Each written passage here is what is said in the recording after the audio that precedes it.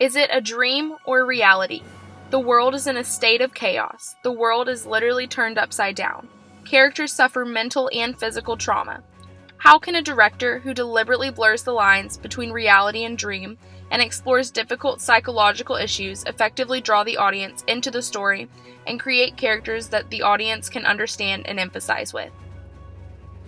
One of the most innovative filmmakers, Christopher Nolan, effectively mixes traditional with unique and sometimes counterintuitive editing to visually move the audience toward his desired purpose of questioning reality and forcing the audience to see the protagonist from a different perspective through camera movement, shot types, and angles.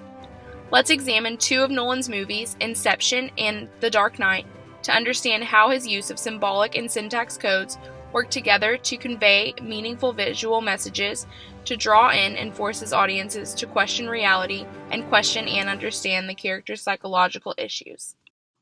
Various traditional diachronic camera shots are used effectively by Nolan to enhance his message, to challenge the audience's view and sense of reality. According to Monaco, shot distance is the simplest variable to manipulate in editing, but it is also the variable that has the greatest impact on the success of the shot. The character's journey, as well as the audience's journey from dream or fantasy to reality, is symbolically shown through Nolan's effective use of the long shot. A wide-angle, long shot of an endless road that stretches towards the horizon to infinity. The road faces upwards in the far background. This long shot emphasizes context over drama and puts the audience at a distance from the action.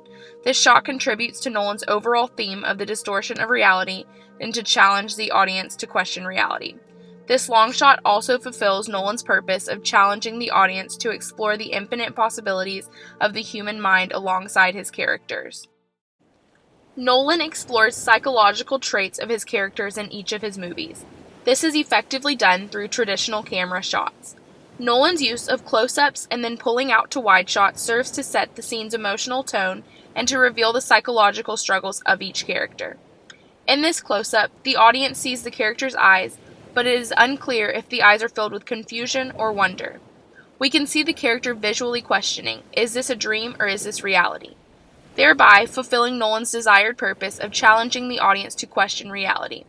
Close-up shots also draw the audience into what the character cares about.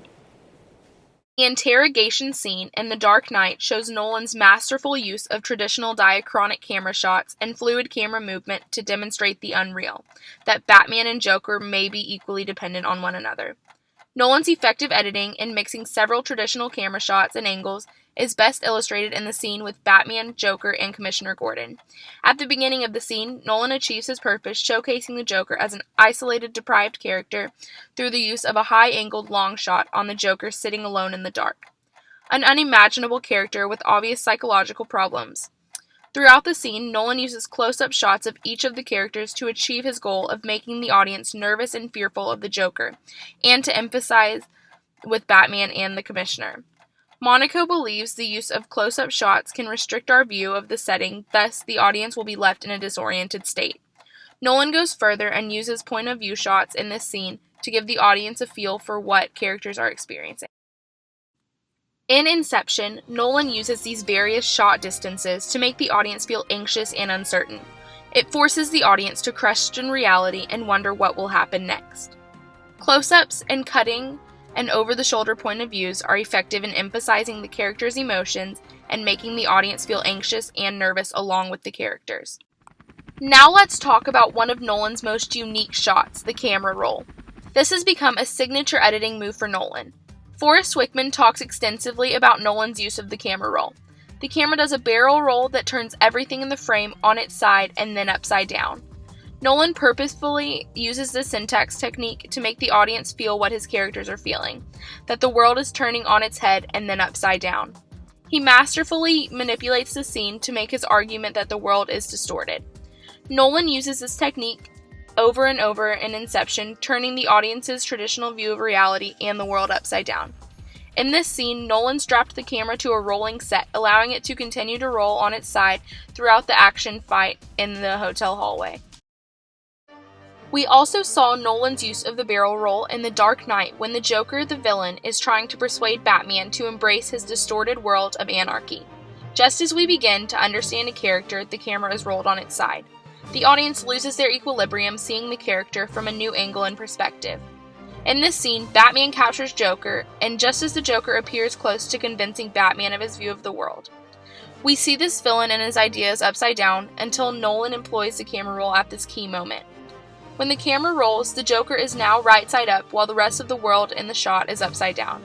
Again, this is a brilliant syntax code to contribute to Nolan's overall theme of the movie, a distorted view of the world, skewing the audience's perspective of the character, who is the hero and who is really the villain.